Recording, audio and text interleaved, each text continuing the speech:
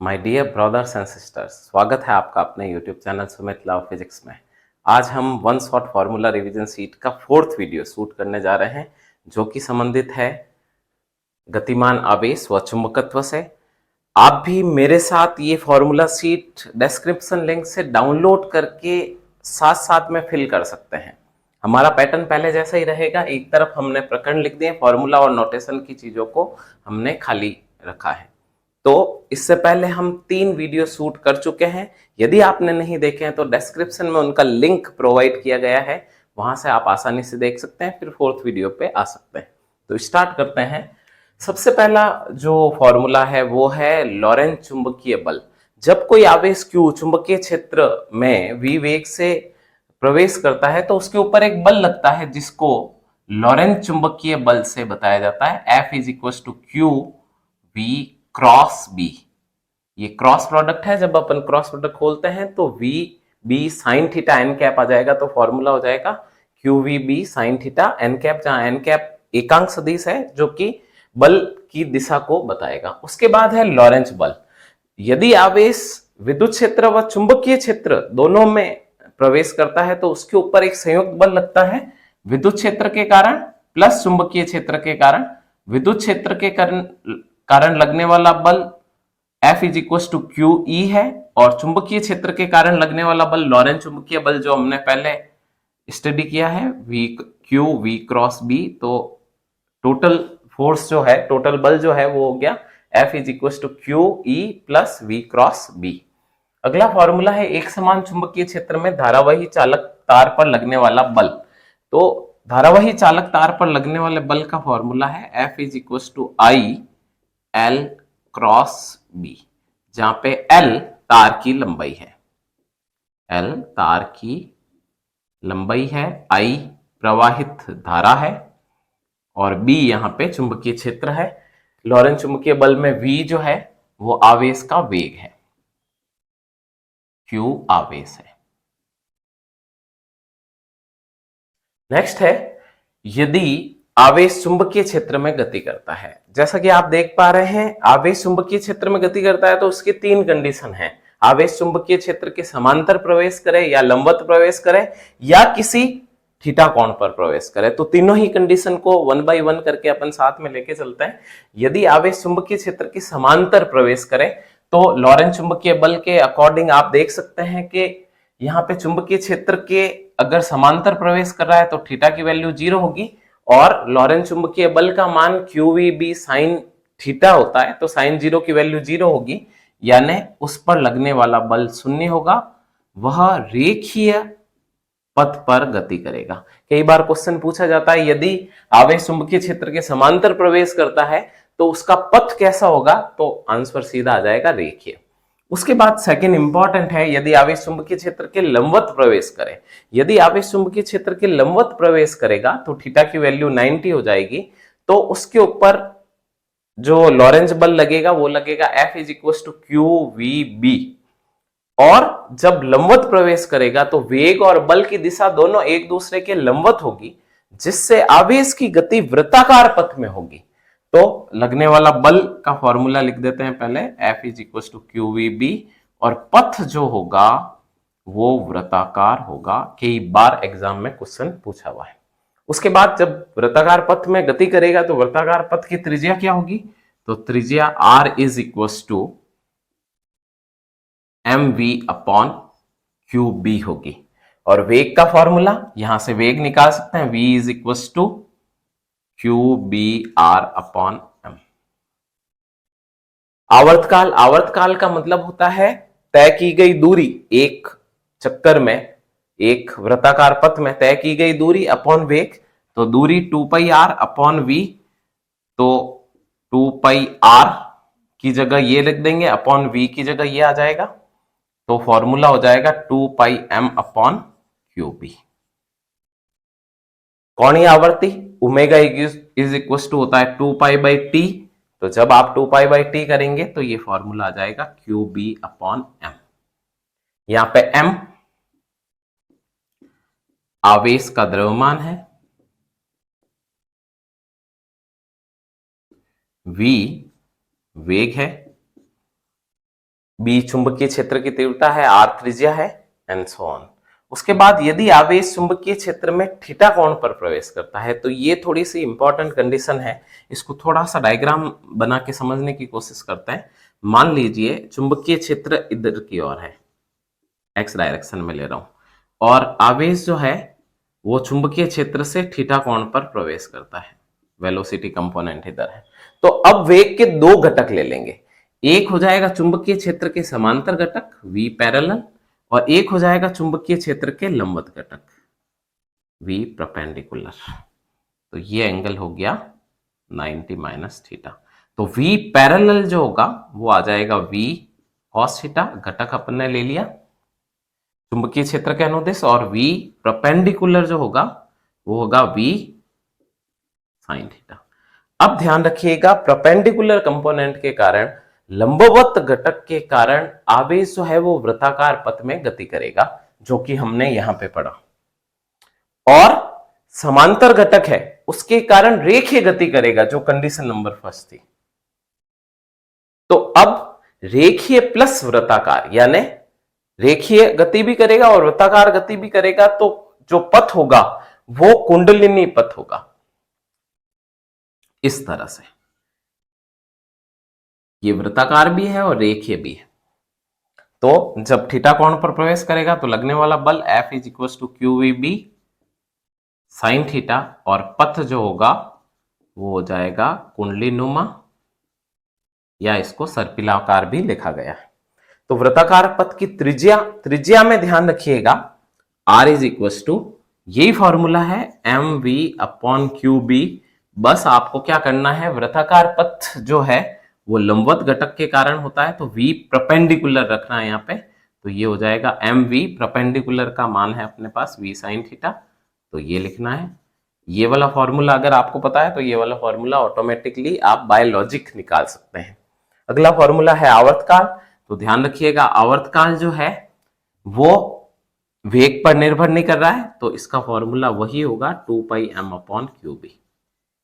और नेक्स्ट है चूड़ी अंतराल। चूड़ी अंतराल का मतलब होता है दो क्रमागत वृत्ताकार जो वृत्त बन रहे हैं उनके बीच की क्षैतिज दूरी, जिसको अपन बोलते हैं चूड़ी अंतराल। तो दूरी बराबर होता है वेग इनटू समय। तो वेग यानी क्षैतिज दूरी है, तो पैरेलल कंपोनेंट लेना है अपन को, समांतर घटक लेना है, इनटू टाइम पीरियड। तो v parallel is equal to है v cos थीटा, और t की जगह 2 पाई m, तो 2 पाई m अपॉन QB, ये तो t की वैल्यू हो गई, और वेग का आ गया v cos थीटा। तो इजीली आप तीनों कंडीशन को आराम से एक ही जगह पे समझ सकते हैं, फॉर्मूला आराम से लॉजिकली निकाल सकते हैं। उसके बाद है वेग वर्णनकर्ता। यदि आवेश Q को लंबवत विद्युत क्षेत्र और चुंबकीय क्षेत्र में गुजारा जाता है, तो उसका वेग, यदि उन दोनों को बैलेंस किया जाए, तो वेग जो है वो विद्युत क्षेत्र की तीव्रता व चुंबकीय क्षेत्र की तीव्रता के अनुपात के बराबर होगा। उसके बाद है बायो-सावर्ट लॉ, बहुत ही इंपॉर्टेंट है। बायो-सावर्ट लॉ बताता है कि मान लीजिए कोई तार है, उसके अल्पांश के कारण, अल्पांश dl के कारण r दूरी और थीटा कोण पर कोई बिंदु P है, उस पर चुंबकीय क्षेत्र की तीव्रता का मान क्या होगा। तो चुंबकीय क्षेत्र की तीव्रता का मान धारा पर निर्भर करता है, अल्पांश लंबाई पर निर्भर करता है, उनके बीच के कोण की ज्या साइन थीटा, और दूरी के वर्ग के व्युत्क्रमानुपाती, यानी वर्ग व्युत्क्रमानुपाती नियम का पालन करता है। इन सबके समानुपाती होता है, समानुपाती हटाते हैं, बराबर लाते हैं, कांस्टेंट आता है, कांस्टेंट के रूप में आ जाएगा म्यू नॉट अपॉन 4 पाई, जहां पे म्यू नॉट निर्वात की चुंबकशीलता है, निर्वात की चुंबकशीलता। तो इस तरह से हम एक एक फॉर्मूला करके सीट को फिल कर रहे हैं। इससे पहले मैं बताना चाहूंगा, इसके साथ ही हमने फॉर्मूला सीट का जो लिंक है वो डिस्क्रिप्शन के अंदर डाला है। आप आराम से फॉर्मूला सीट को डाउनलोड कर सकते हैं। ब्लैंक फॉर्मूला सीट भी डाली है, जिससे आप अपना टेस्ट भी ले सकते हैं और हमारे साथ साथ ये सीट भी फिल कर सकते हैं। अगले फॉर्मूले की ओर चलते हैं। धारावाही वृत्ताकार लूप के अक्ष पर चुंबकीय क्षेत्र की तीव्रता, जो कि बायो-सावर्ट लॉ का अनुप्रयोग है। तो अक्ष पर चुंबकीय क्षेत्र की तीव्रता का जो सूत्र होगा वो होगा B is equal to mu naught I capital R square upon 2 R square plus X square की पावर 3/2, जहां पे x जो है वो केंद्र की बिंदु से दूरी है, केंद्र की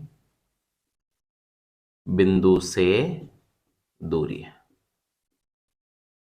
I प्रवाहित होने वाली धारा है, म्यू नॉट वही निर्वात की चुंबकशीलता है। उसके बाद धारावाही वृत्ताकार लूप के केंद्र पर अगर केंद्र निकालना है तो x की वैल्यू 0 रखनी होगी। जब x की वैल्यू 0 रखोगे तो फॉर्मूला सॉल्व करके आएगा mu naught I upon 2r।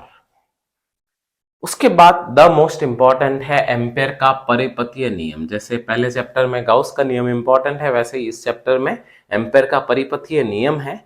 वो बताता है कि किसी भी बंद पथ पर चुंबकीय क्षेत्र का रेखीय समाकलन उस बंद पथ से गुजरने वाली धाराओं के बीजगणितीय योग का म्यू नॉट गुणा होता है, जहां पे सिग्मा ए जो है वो उस बंद पथ से गुजरने वाली धाराओं का बीजगणितीय योग है, धाराओं का बीजगणितीय योग है। ये ध्यान रखिएगा dl है तो रेखीय समाकलन है। उसके बाद ये इसकी एप्लीकेशन है 1 2 3, 3 एप्लीकेशन है।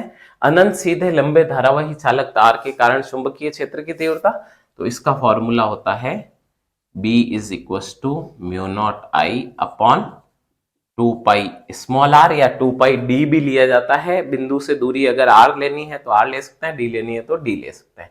उसके बाद अनंत लंबाई की परिनालिका के अंदर चुंबकीय क्षेत्र की तीव्रता। अनंत लंबाई का मतलब होता है कि यदि लंबाई त्रिज्या की तुलना में बहुत बहुत ज्यादा है तो उसे अनंत लंबाई की परिनालिका कहा जाता है। तो अंदर चुंबकीय क्षेत्र की तीव्रता जो है उसका फॉर्मूला है म्यू नॉट एन आई, जहां पे स्मॉल m जो है वो प्रति एकांक लंबाई में फेरों की संख्या है। प्रति एकांक लंबाई में फेरों की संख्या कैपिटल N अपॉन L। हमारे जो स्टूडेंट है वो इसको म्यू नॉट एन आई को मुन्नी और बी फॉर बदनाम से याद करते हैं, मुन्नी बदनाम से भी इसको याद कर सकते हैं। उसके बाद में परिनालिका के बाहर, तो ध्यान रखिएगा परिनालिका के बाहर कोई चुंबकीय क्षेत्र की तीव्रता उत्पन्न नहीं होती। परिनालिका के अंदर एक समान चुंबकीय क्षेत्र उत्पन्न होता है, तो B इज इक्वल टू 0। उसके बाद धारावाही टोराइड के अक्ष पर चुंबकीय क्षेत्र की तीव्रता, इसका फॉर्मूला भी परिनालिका वाला ही है, तो म्यू नॉट एन आई वही मुन्नी बदनाम, पर यहां पे स्मॉल n जो है वो प्रति एकांक लंबाई में फेरों की संख्या ही है, पर उसका formula n upon 2 pi capital R आ जाएगा। क्योंकि टोराइड जो है वो वृत्ताकार होती है तो उसकी परिधि आ जाएगी 2 पाई कैपिटल R। उसके बाद अगला फॉर्मूला है दो समांतर धारावाही चालक तारों के मध्य लगने वाला बल, जिससे कि 1 एम्पेयर की परिभाषा भी दी जाती है।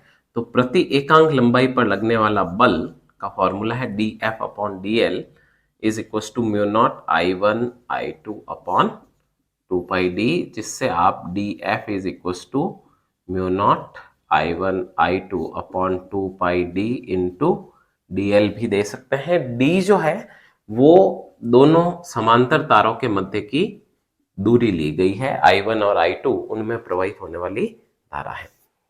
एक समान चुंबकीय क्षेत्र में आयताकार धारावाही कुंडली पर लगने वाला बल आघूर्ण, तो इसका फॉर्मूला है torque is equal to m cross b, cross product है। m इज इक्वल टू आयताकार धारावाही कुंडली के लिए होता है NIA, तो इसको आप ऐसे भी याद रख सकते हैं बिना sine theta, BINA sine theta, जहां पे n कुंडली में फेरों की संख्या है, I प्रवाहित धारा है, B एक समान चुंबकीय क्षेत्र की तीव्रता है, A कुंडली का क्षेत्रफल है और थीटा क्षेत्रफल सदिश और चुंबकीय क्षेत्र की तीव्रता के मध्य कोण है। उसके बाद है परिक्रमी इलेक्ट्रॉन का चुंबकीय आघूर्ण, तो चुंबकीय आघूर्ण का फॉर्मूला है m is equal to half EVR, जहां पे v वेग है इलेक्ट्रॉन का ई उसका आवेश है और आर वृत्ताकार पथ की त्रिज्या है। उसके बाद है घूर्ण चुंबकीय अनुपात। घूर्ण चुंबकीय अनुपात का मतलब होता है कि प्रकृति में इलेक्ट्रॉन का चुंबकीय आघूर्ण और उसके कोणीय संवेग का अनुपात m/l, जिसकी वैल्यू आती है E/2m, क्योंकि L इज इक्वल टू होता है mvr। जब mvr को इससे डिवाइड करोगे तो E/2m साथ में रह जाएगा। नेक्स्ट है चल कुंडली धारामापी का सिद्धांत।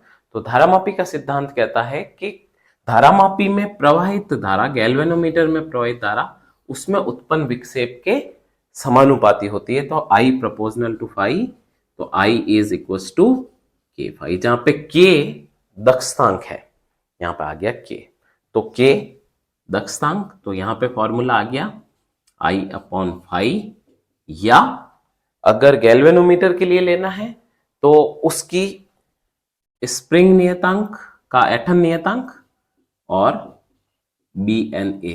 तो आप इसको ऐसे याद रख सकते हो, K is equal to C upon बन्ना, K is equal to C upon बन्ना, जहां पे B चुंबकीय क्षेत्र है, N कुंडली में फेरों की संख्या है, A कुंडली का क्षेत्रफल है और C ऐठन नियतांक है, जो स्प्रिंग लगी रहती है गैल्वेनोमीटर में उसका ऐठन नियतांक। अगला है धारा सुग्राहिता। धारा सुग्राहिता दक्षतांक का व्युत्क्रम होता है, तो SI इज इक्वल टू, इसका उल्टा कर लीजिए यानी φ/I, या इसका उल्टा कर लीजिए तो BNA/C। और वोल्टा सुग्राहिता के अंदर अपन को विक्षेप अपॉन वोल्टेज का भाग देना है, वोल्टा का भाग देना है, और V is equal to IR होता है, तो फॉर्मूला बन जाएगा BNA/CR, जहां पे R कुंडली का प्रतिरोध है, N वही फेरों की संख्या है। तो इस तरह से अपन ने 16-17 मिनट के अंदर सारे फॉर्मूला का एक बार रिवाइज कर लिया है। इसी तरह से अगले कुछ दिनों में हम सारे चैप्टर्स के वीडियो डालेंगे। अगर हमारा ये प्रयास आपको पसंद आया हो तो जरूर वीडियो को लाइक कीजिए, शेयर कीजिए, सब्सक्राइब कीजिए, दोस्तों के साथ भेजिए। डिस्क्रिप्शन लिंक में बाकी वीडियोस को भी देखिए और इस फॉर्मूला सीट का लिंक भी दिया हुआ है, वहां से आप डाउनलोड कर सकते हैं। Thank you.